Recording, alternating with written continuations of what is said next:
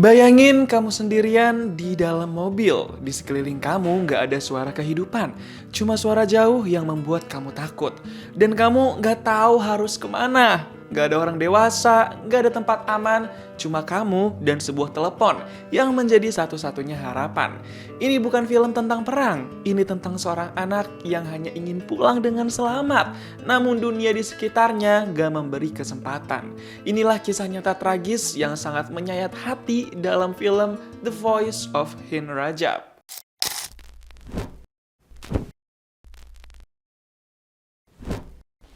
Konflik Palestina dan Israel masih belum usai sampai sekarang. Tapi di konflik yang panjang ini, pernah ada satu tragedi yang bikin hati menangis.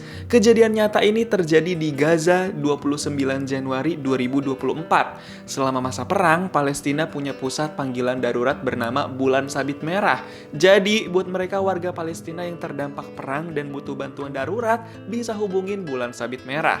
Bulan Sabit Merah ini terletak di kota Ramallah, tepi barat. Jaraknya sekitar 84 km dari Gaza, tapi petugas-petugas Bulan Sabit Merah sangat bisa dihubungin lewat telepon. Setiap harinya petugas Bulan Sabit Merah tuh menjawab banyak banget panggilan telepon dari korban-korban yang terdampak.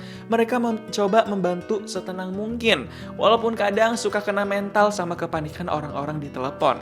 Petugas Bulan Sabit Merah satu ini namanya Omar, diperanin sama Motaz Malhis.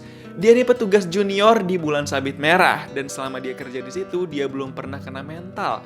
Mungkin karena belum terlalu lama juga. Kalau ini namanya Pak Mahdi, dia nih manajer di Bulan Sabit Merah. Dia yang memutuskan apakah penelepon akan dikirim bantuan, siapa-siapa aja petugas yang turun ke lapangan, dan dia juga yang jadi komando komunikasinya.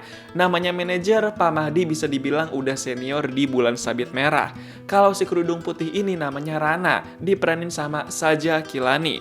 Dia nih petugas senior yang udah punya bawahan di Bulan Sabit Merah. Jadi dia udah hafal betul cara kerja di Bulan Sabit Merah gimana, cara menanggapi korban-korban yang telepon gimana. Bisa diandalkan banget deh si Rana pokoknya. Kalau ini namanya Bu Nisrin, dia nih psikolog di Bulan Sabit Merah. Karena petugas Bulan Sabit Merah kadang ada yang kena mental, makanya di situ butuh ada psikolog yang bakal menenangkan dan kasih terapi. Bu Nisrin orangnya tenang dan lembut banget. Siang hari itu Omar dapat panggilan telepon di komputernya. Sebagai petugas, dia langsung gerak cepat buat angkat dan merespon orang di telepon. Saat itu, Omar dapat telepon bukan dari korban di Gaza, tapi dari seseorang yang menelepon dari Jerman. Katanya, orang dari Jerman itu minta tolong kirim pesan ke saudaranya di Gaza. Soalnya dia nggak bisa tersambung ke telepon saudaranya di Gaza yang lagi terdampak. Akhirnya, Omar minta orang yang dari Jerman itu buat kirim nomor saudaranya dan kasih tahu lokasi mereka ada di mana. Di chat, orang dari Jerman itu bilang kalau saudaranya ada di dekat pom bensin Gaza Utara di dalam mobil hitam. Dia minta tolong dikirimin ambulans sekarang karena mereka lagi dalam keadaan terancam sejak jam 1 siang. Omar langsung ngecek dan bilang ke Pak Mahdi kalau yang terdampak itu keluarganya Bashar Hamada, ada istri dan anak-anaknya. Ngedengar itu, Pak Mahdi merasa ragu buat ngirim bantuan karena si penelepon bilang kejadiannya udah dari jam 1 siang dan sekarang udah jam 2.30 siang. Udah 1,5 jam yang lalu. Wilayah itu pun lagi dikepung sama tentara Israel.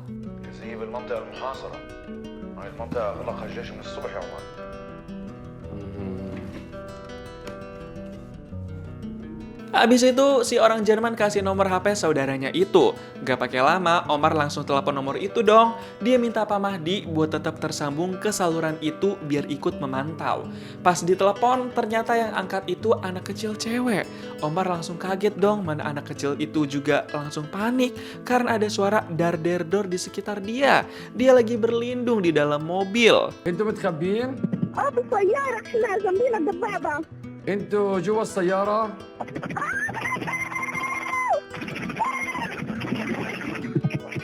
Omar yang dengar itu langsung shock, gak bisa berkata-kata. Dia coba panggil, halo, halo, tapi gak ada jawaban lagi dari anak kecil cewek itu. Omar tertegun, dia nggak bergerak sama sekali.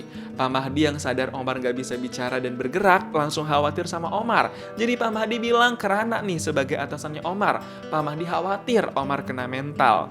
Saat itu juga Rana langsung samperin Omar. Rana nanya, Omar butuh pendampingan psikologis gak sama Bu Nisrin? Omar bilang dia nggak apa-apa dan baik-baik aja. Dia cuma shock ngedengar anak kecil cewek yang ditelepon tadi dibikin metong sama tentara Israel. Tapi tetap aja, abis itu Omar disamperin sama Bu Nisrin, psikolog di bulan sabit merah itu. Bu Nisrin coba buat tenangin Omar yang dari mukanya masih shock. Bu Nisrin juga menganjurkan Omar buat cerita dan luapkan emosinya ke dia. Jangan malu-malu. Abis itu Bu Nisrin bilang kalau ada penelepon yang metong dan gak diketahuin identitasnya, tempel stiker anonim di meja kerja masing-masing. Omar dapat stiker itu buat ditempel di meja kerjanya. Pas sampai di meja kerjanya, Omar langsung tempel stiker itu. Dia nggak rela sebenarnya, tapi dia tetap harus lakuin itu. Pas dia ngecek komputer, orang Jerman itu ngechat lagi. Katanya ada anak kecil cewek umur 6 tahun yang terjebak di dalam mobil. Dia minta tolong supaya Omar coba teleponin lagi anak kecil cewek itu. Gak pakai lama, Omar langsung panggil Rana saat itu juga. Dia pengen nunjukin ke Rana kalau anak kecil cewek itu kemungkinan masih hidup. Dia minta dibantuin Rana nih. Rana yang tadinya mau pergi keluar sebenarnya, tapi jadi ditahan dulu nih sama Omar buat ngedenger telepon dari anak kecil cewek itu. Omar deg-degan banget. Beberapa detik kemudian, akhirnya anak kecil cewek itu angkat telepon. Ternyata dia masih hidup. Dia belum metong. Tapi anak kecil itu ketakutan banget. Dia lagi berlindung di dalam mobil. Anak kecil itu berpesan supaya Omar selalu temenin dia lewat telepon. Rana juga mulai ikut ngedengerin perbincangan Omar sama anak kecil cewek itu. Si anak kecil cewek panik banget minta bantuan buat segera datang. Dia cuma bisa memohon doang ke Omar. Si anak kecil cewek itu bilang dia sendirian ngumpet di dalam mobil. Omar nanya nama anak kecil itu siapa. Dijawablah nama dia Hanud. Nama lengkapnya Hind Rajab Hamada. انت شو اسم العيلة؟ شو اسمك الكامل؟ رجب حمادة. هند رجب حمادة. Abis itu Omar langsung nyuruh Hind buat ngumpet di kolong kursi mobil, jangan sampai keluar-keluar. Pas dengar suara dar-der-dor dari telepon, Omar langsung ngerasa ngeri banget. Dia jadi ikutan panik nih. Soalnya Hind juga di telepon selalu panik kalau ada suara dar-der-dor. Omar langsung tanya Pak Mahdi, gimana kabar ambulans dan petugas evakuasi? Ada yang bersedia untuk ngejemput Hind di pom bensin Gaza Utara atau enggak? Pak Mahdi bilang dia juga lagi nunggu informasi detail soal ketersediaan petugas di lapangan. Omar malah jadi ngeburu-buruin Pak Mahdi nih, soalnya dia ikutan panik tadi denger Hind ketakutan. Saking gregetnya, Omar sampai samperin ruangan Pak Mahdi tuh. Omar bilang cuma tersisa satu doang petugas lapangan yang ada di Gaza Utara. Jadi dia minta segera ditugaskan. Tapi Pak Mahdi cukup merasa tersinggung nih. Dia ngerasa Omar malah jadi kayak nyuruh dia banget gitu. Sampai nyuruh Pak Mahdi langsung telepon petugas di lapangan. Padahal Pak Mahdi juga tahu cara kerjanya gimana.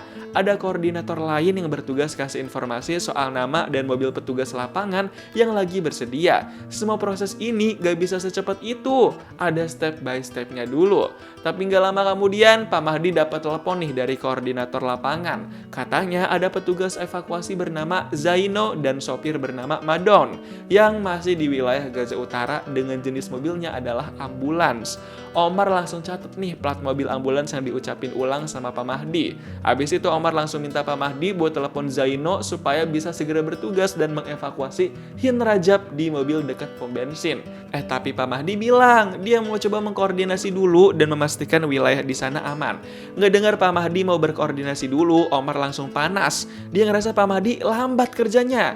Jadilah mereka di situ cekcok besar, sama-sama ngerasa dirinya yang paling benar. Pak Mahdi bilang Omar seharusnya cukup mengerjakan tugasnya aja, temenin orang-orang di telepon. Nggak usah sampai ikut campur urusan Pak Mahdi segala. Rana yang ngeliat keributan itu langsung bingung. Rana ngerasa seharusnya nggak usah sampai ribut sebegitunya. Karena udah greget banget, jadinya Omar memutuskan nekat buat telepon petugas evakuasinya langsung, yaitu si Zaino. Tapi sayangnya nggak diangkat. Sementara itu, Rana mencoba buat temenin Hin Rajab di telepon nih. Dia coba ngomong baik-baik, tapi baru beberapa detik, teleponnya dimatiin sama Hin. Sedangkan Pak Mahdi lagi telepon orang Palang Merah nih buat minta dikasih tahu rute yang paling aman buat menuju ke pom bensin Gaza Utara. Sebagai manajer, tentunya Pak Mahdi juga harus memprioritaskan keselamatan petugas lapangannya. Jadi dia harus bekerja sesuai langkah-langkah yang tepat. Di situ tiba-tiba Omar ditelepon balik sama Zaino. Dia langsung angkat tuh teleponnya. Abis itu Omar langsung kasih teleponnya ke Pak Mahdi, biar Pak Mahdi yang ngomong sama Zaino. Langsung deh Zaino dikasih tahu soal misi penyelamatan ke pom bensin Gaza Utara. Tapi Pak Mahdi juga malah kasih tahu Zaino buat nunggu perintahnya dulu. Jangan jalan dulu sampai Pak Mahdi kasih perintah. Omar yang dengar itu langsung enek sama Pak Mahdi yang kelamaan. Soalnya Pak Mahdi mau memastikan jalurnya benar-benar aman dulu nih. Dia juga bertanggung jawab atas keselamatan para petugas lapangan. Sementara itu, Rana lagi berusaha menggali informasi dari Hin nih. Sekarang, dia cuma sembunyi sendirian di dalam mobil. Hin gak tahu keluarganya pada kemana. Yang ada di sebelahnya sekarang cuma seseorang bernama Sarah. Tapi Hin bilang Sarah udah terluka dan sekarang Sarah tertidur. Gak bisa bicara. سارة بتقدر تحكي؟ احكي معها، بتقدر تحكي؟ بصير نايمة. سارة نايمة؟ Rana sama Omar langsung kena mental. Karena pasti di pikiran mereka, Sarah yang di sebelah Hin kemungkinan besar udah metong. Tapi abis itu Hin bilang ada seseorang yang menelepon dia. Jadi dia matiin dulu telepon sama Rana dan Omar.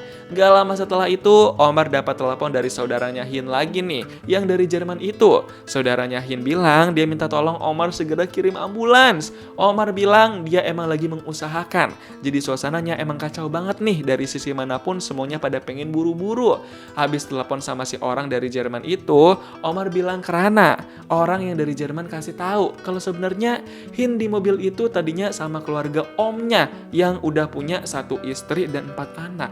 Tapi sekarang tinggal Hin doang yang bisa teleponan. Mereka langsung tambah stres. Habis itu, Rana langsung telepon Hin lagi dan menanyakan kebenaran soal itu. Dan ternyata kata Hin betul, tadinya dia sama keluarga omnya, tapi semua sekarang udah pada tidur, alias metong. Rana sama Omar langsung sesek napas pas dengar itu. Mereka lagi-lagi kena mental. Ngedengar itu, Omar langsung samperin Pak Mahdi lagi. Dia gregetan banget, pengen Pak Mahdi cepet-cepet buat kirimin ambulans ke lokasi Hin Rajab. Sedangkan Rana yang masih ngobrol sama Hin di telepon langsung shock nih. Karena tiba-tiba Hin ngerti dan bilang kalau keluarga omnya udah metong, bukan tidur. خلينا نتفق أنا وياكي إنهم نايمين، ماشي؟ شو بقول لك؟ كلهم ميتة. إيش يا عمري؟ ميتين. ميتين؟ Sementara itu, makin lama Omar makin gregetan dan emosi nih sama Pak Mahdi. Dia cuma kepengen Pak Mahdi kirim tim evakuasi sekarang ke lokasi Hin Rajab. Tapi Pak Mahdi tetap kekeh mau nunggu informasi jalur aman dulu. Karena resikonya nanti tim evakuasi dia bisa metong kalau nggak hati-hati. Abis itu Pak Mahdi langsung ajak Omar berpikir. Dia tunjukin beberapa orang tim evakuasi yang udah meninggoy gara-gara berusaha menyelamatkan orang di lokasi perang, terutama Gaza. Pak Mahdi bilang dia yang bertanggung jawab atas semua tim evakuasi. Jadi dia minta Omar memaklumi kalau jalur aman juga perlu disetujuin sama pihak militer dulu biar semuanya selamat. عمر حبيبي احنا مجبورين نأمن لهم مسلك آمن مصدق من الجيش عشان يقدروا يتدخلوا. Abis itu Omar jadi sedikit lebih tenang nih. Dia udah sedikit bisa memahami apa yang disampaikan sama Pak Mahdi. Setelah itu Omar balik ke meja kerja lagi nih buat ngobrol sama Hin. Dia nanya, Hin punya minuman dan makanan gak di mobil? Katanya Hin gak punya semuanya. Rana sama Omar makin merasa miris nih. Tapi saat itu juga Rana sebagai orang yang lembut langsung mencoba buat menenangkan Hin. Dia ajak Hin ngobrol hal-hal lain, kayak sekolah di mana, sukanya apa. Rana mencoba buat mengalihkan perhatiannya Hin biar dia nggak ngerasa ketakutan banget. Rana bilang dia bakal terus bersama Hin sampai ada petugas yang datang buat menjemput Hin. Hin bener-bener pengen ditemenin terus saking takutnya. Tapi lama-kelamaan terdengar lagi suara dar-der-dor. Hin jadi panik dan takut lagi. Rana yang dengar itu sampai ikut-ikutan nyuruh Pak Mahdi buat cepetan kirim petugas lapangan.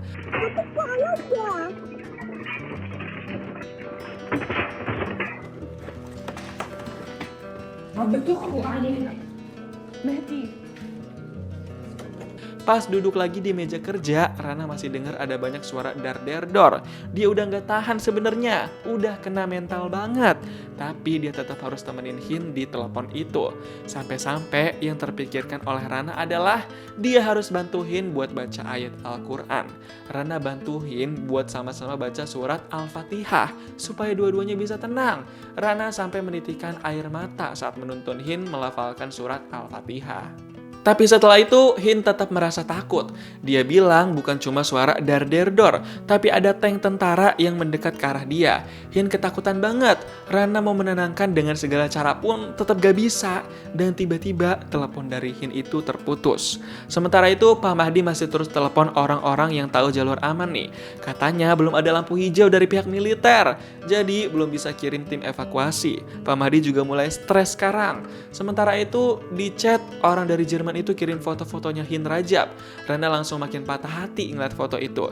Dia makin teriris hatinya karena dia lagi mencoba menghubungi kembali si Hin, tapi nggak diangkat-angkat teleponnya. Dia khawatir Hin udah meninggoy. Sedangkan Omar masih protes berat nih sama Pak Mahdi karena mereka udah mengulur waktu sampai 1 jam sejak pertama kali telepon dari Hin masuk. Di tengah situasi kacau itu, Pak Mahdi dapat telepon juga nih dari pamannya Hin Rajab. Di situ Pak Mahdi coba jelasin dah dari awal proses penyelamatan itu gimana sampai petugas evakuasi diizinkan buat ke lapangan. Semuanya nggak gampang, perlu banyak izin. Pas Pak Mahdi lagi sibuk teleponan, Omar nekat coba telepon supir yang ada sama Zaino, yaitu Madon. Dia pengen minta tolong langsung tuh.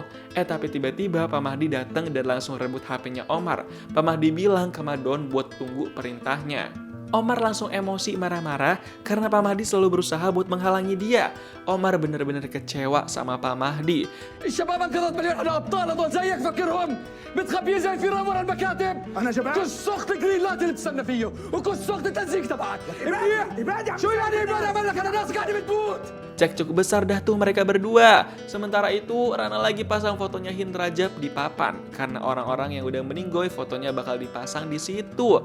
Rana ngelakuin itu karena dia udah berusaha nelpon Hin berkali-kali, nggak diangkat. Jadinya dia berasumsi kalau Hin udah meninggoy. Tapi Omar nggak terima pas lihat itu. Dia yakin Hin pasti masih hidup. Abis itu, Rana nangis-nangis ke Bu Nisrin. Dia ngerasa gagal nggak bisa nyelamatin Hin. Dia patah hati banget. Bu Nisrin coba buat tenangin Rana. Bu Nisrin saranin Rana buat keluar hirup udara segar. Beberapa menit kemudian Pak Mahdi baru dapat telepon nih dari orang Palang Merah. Katanya jalur aman udah ada dan disetujui buat kirim tim evakuasi. Tapi Pak Mahdi bilang udah gak diperluin lagi karena Hin udah meninggoy. Jadi tim evakuasi gak jadi ditugaskan. Di luar, Rana ditemenin sama Bu Nisrin. Rana curhat kalau dia pernah nyelamatin perempuan yang sedang hamil buat melahirkan anaknya lewat telepon bulan sabit merah itu. Jadi dia ngerasa dia harus bisa jadi sepenting dan sepahlawan itu juga buat orang lain, termasuk Hin. Sementara itu, Omar lagi minta nomor HP ibu kandungnya Hin ke seorang dari Jerman.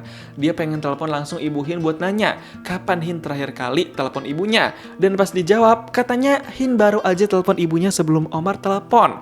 Wah, langsung antusias kan tuh si Omar. Dia kasih tahu Rana kalau Hin masih hidup. Abis itu Omar sama Rana langsung telepon Hin lagi. Dan ternyata beneran dong, Hin masih ngejawab telepon itu dan bisa ngobrol dengan baik. Saat itu Rana jadi orang yang paling bisa ngobrol sama Hin. Sedangkan Omar langsung ke ruangan Pak Mahdi buat pastiin kelanjutan evakuasi gimana. Pak Mahdi telepon lah orang Palang Merah. Tapi ternyata koordinasinya nggak bisa dipulihkan karena Pak Mahdi sempat membatalkan sebelumnya. Duh, gregetan banget gak sih? Saking gregetnya, Omar sampai rebut telepon itu dan dia ikutan ngomong. Omar memohon banget supaya pihak Palang Merah mau kasih persetujuan buat memulihkan koordinasi sebelumnya. Tapi mereka bilang tetap gak bisa. Omar jadi emosi banget nih. Dia sampai marah-marah gak karuan. Omar bener-bener udah kena mental. Omar kehilangan kendali. Bu Nisrin yang lihat keributan itu langsung menyarankan Pak Mahdi buat telepon Kementerian Kesehatan. Karena mereka juga punya orang buat memberi koordinasi. Gak pakai lama, Pak Mahdi langsung telepon Kementerian Kesehatan. Katanya mereka bisa berkoordinasi, tapi prosesnya dari awal lagi. Gak bisa ngelanjutin proses yang udah tadi dibatalin di Palang Merah. Duh, jadi lama lagi nih. Sementara itu Rana masih berusaha buat ngobrol dengan tenang sama Hin nih. Tapi Hin tetap ketakutan. Bahkan dia sampai minta tolong supaya Rana dan suaminya aja yang nolongin dia langsung. Rana sampai terpaku sama kepolosan Hin yang masih kecil itu. Rana sempat coba mastiin gimana perkembangannya ke Pak Mahdi. Tapi tetap aja mereka belum ada perkembangan sama Kementerian Kesehatan. Semakin lama, hari udah semakin gelap, tapi Hin masih terjebak di dalam mobil. Dia belum juga diselamatkan.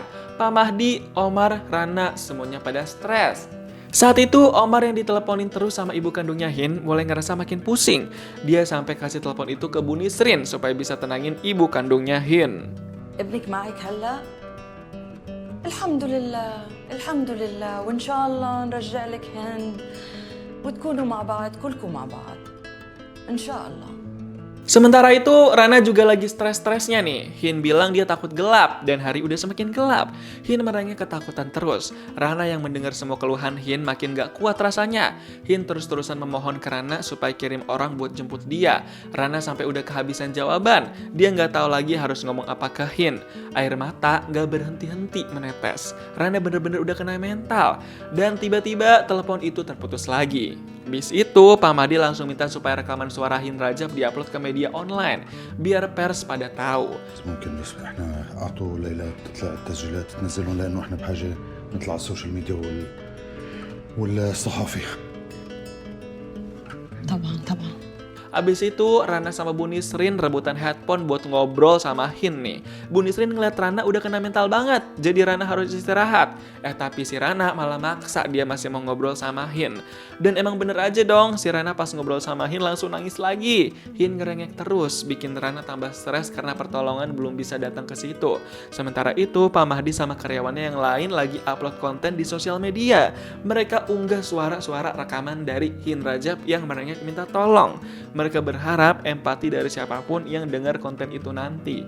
Abis itu tiba-tiba Rana panik karena Hin ngaku kalau dia kena dor senjetong tentara Israel. Jadi dia mulai luka dan butuh segera ditolong. بتصوبي إن شاء الله. البنت عم تنزف. بتصوبي. اعملوا شيء مشان الله. شغلي بسرعه واكتبوا انها متصابه وبتنزف. فكرة رائعة. Semuanya bener-bener jadi makin kacau. Abis itu Omar langsung ambil alih buat teleponan sama Hin sekarang dari HP-nya. Teleponan itu di speaker biar semuanya bisa dengar. Mereka mau mastiin Hin beneran luka-luka atau masih baik-baik aja. Di situ Hin bilang kalau dia butuh dokter buat selamatin dia. Mereka makin deg-degan nih. Hin terus-terusan minta kalau dia udah gak sanggup. Dia mau keluar dari mobil tempatnya ngumpet. Habis itu, tapi tiba-tiba teleponnya terputus lagi. Duh, gregetan banget gak sih? Setelah itu, Rana langsung coba telepon Hin lagi pakai telepon kantor. Tapi sayangnya nggak ada suara masuk. Nggak ada suara apa-apa dari telepon itu. Rana udah berasa mau pecah banget dah kepalanya. Nggak tahu mau berbuat apa lagi. Tapi pas Omar coba dengar teleponnya, di situ Omar dengar ada suara napas. Jadi Hin masih bisa dengar omongan mereka. Tapi jadi nggak tahu nih sebenarnya Hin lagi ngapain dan gimana kondisinya. Mereka terus-terusan mencoba ngobrol sama Hin, tapi Hin belum juga kasih respon. Cuma ada suara napas doang, jadi bingung kan tuh mereka. Tiba-tiba layar proyektor ruangan Pak Mahdi itu nunjukin rute penyelamatan ke Hin Rajab udah disetujui. Pak Mahdi yang ngeliat itu duluan malah mau nutup layar proyektor. Dia nggak mau sampai yang lain tahu kalau sebenarnya udah disetujuin. Omar yang ngeliat Pak Mahdi nutup-nutupin langsung marah. Dia ngerasa emosi banget nih, kenapa Pak Mahdi ngelakuin itu? Abis itu Pak Mahdi beneran dapat telepon dari Kementerian Kesehatan kalau rute penyelamatannya udah disetujui. Omar yang dengar percakapan itu langsung nyuruh Pak Mahdi buat tugasin petugas evakuasi. Tapi Pak Mahdi malah nggak mau karena menurut dia bisa jadi Hin udah meninggoy. Soalnya nggak kasih respon di telepon. Bukan cuma itu, Pak Mahdi juga bilang walaupun rutenya udah disetujuin, tapi dia tetap harus nunggu lampu hijau dari pihak militer. البنت كانت تنزف وهلا ما عم تحكي بالمره. يا جماعة البنت سمعتنا بس احنا وعدناها أكثر من اللزوم لدرجة إنه بطلت تصدقنا. البنت عم تتنفس وعايشة بحياة ربك احكي معها. Akhirnya di situ Omar bener-bener emosi lah. Dia sampai lempar barang yang bikin kaca kantor pecah. Duh, jadi makin kacau banget ini ya. Di tengah-tengah itu, Bu Nisrin minta Rana istirahat dulu dan kasih teleponnya ke Bu Nisrin. Bu Nisrin bilang bakal ambil alih komunikasinya sama Hin. Biar semuanya tenang dulu dan gantiin Bu Nisrin yang ambil alih. Di telepon itu, Bu Nisrin coba buat tenangin Hin. Dia kayak ngasih terapi ketenangan ke Hin. Dia nggak mau membuat kegaduhan atau kepanikan. Dia pengen bikin semuanya tenang. Walaupun belum dapat respon apa-apa, tapi Bu Nisrin tetap ngelakuin itu.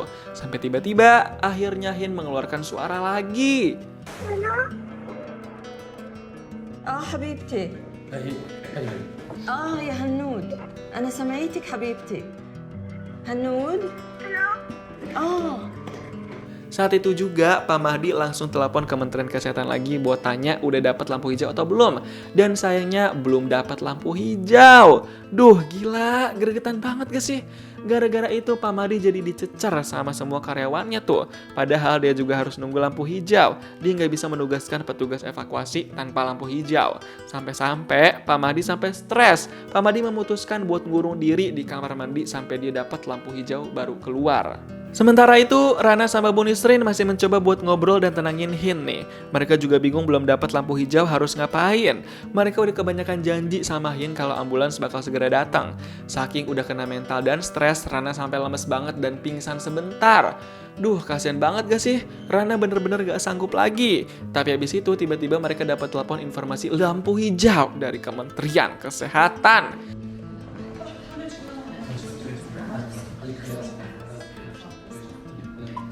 اجا الجرين لايت مهدي اجا الضي الاخضر. Semua orang langsung pada seneng banget. Mereka gak nyangka bisa dapat lampu hijau akhirnya. Gak pakai lama mereka langsung memantau pergerakan Zaino dan Madon sebagai petugas evakuasi buat menyelamatkan Hin. Mereka lagi menuju lokasi pom bensin nih. Perjalanan mereka dipandu sama Pak Mahdi. Di proses penyelamatan itu, Omar juga sambungin telepon dari ibu kandungnya Hin. Biar mereka bisa saling dengar dan bicara. Mereka semua berharap besar Hin bisa selamat dan petugas evakuasi nanti juga selamat. Mereka semua gak berhenti-berhenti memantau pergerakan tim evakuasi di lapangan. Mereka deg-degan banget nih semuanya. Tapi apesnya, di perjalanan pas udah deket, tim evakuasi kehalangan sama jalan yang gak bisa dilewatin karena gedung-gedung pada hancur. Jadi Pak Mahdi juga harus membantu mereka buat cari jalan pintas lain nih. Duh, ada-ada aja masalahnya ya. Sedangkan Bu Nisrin masih terus menjaga komunikasi sama Hin. Deg-degan banget sih nih. Beberapa menit kemudian, akhirnya ambulans tim evakuasi udah makin dekat sama lokasi Hin Rajab. Mereka nggak sabar banget nih. Mereka berharap besar, semuanya antusias. Semuanya optimis ini akan berhasil. Pak Mahdi langsung bilang kalau Hin ada di dalam mobil hitam yang ada di pom bensin itu. Tim evakuasi udah bisa ngeliat lampu-lampu mobil. Tapi tiba-tiba terdengar suara dor-dor. Yang bikin tim evakuasi itu gak terdengar suara lagi.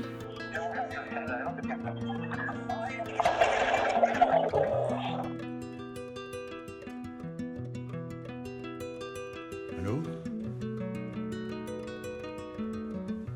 Semua syok, semua gak bisa bergerak, semua gak bisa berkata-kata, semua langsung lemas. Tim evakuasi dibikin metong sama tentara Israel. Bu Nisrin yang makin stres berusaha buat nanya ke Hin dia dengar suara dor atau enggak. Dan ternyata Hin emang dengar suara dor.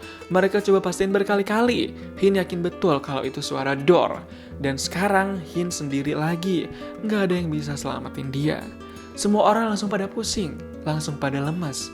Nggak bisa mikir apa-apa lagi. Mereka semua ngerasa gagal. Akhirnya yang bisa mereka lakuin cuma minta Hin buat terus ngumpet di kolong kursi mobil. Tapi sejak jam 07.30 malam, suara Hin gak terdengar lagi. Hin sama sekali udah gak kasih respon. Hin dipastikan udah ninggoy. Kadang kita melihat berita, mendengar cerita, dan merasa itu jauh dari kita. Namun di balik setiap berita, ada manusia, ada kehidupan, ada cerita. Hin Rajab bukan angka, bukan sekedar nama. Dia adalah seorang anak yang punya mimpi, yang punya keluarga, yang cuma pengen hidup. Film The Voice of Hind Rajab bukan tentang siapa yang benar atau salah, tapi tentang sesuatu yang lebih sederhana, tentang kemanusiaan, tentang empati, dan tentang bagaimana dunia terkadang gak cukup cepat untuk bertindak. Namun satu hal yang pasti, suara Hind Rajab tidak akan pernah hilang, karena selama kita masih mengingatnya, dia akan selalu ada, mengingatkan kita untuk menjadi manusia yang lebih peduli. Gimana nih pendapat kamu tentang film The Voice of Hind Rajab? Coba tulis di kolom komentar dan kasih tahu kamu mau diceritain alur film apa selanjutnya.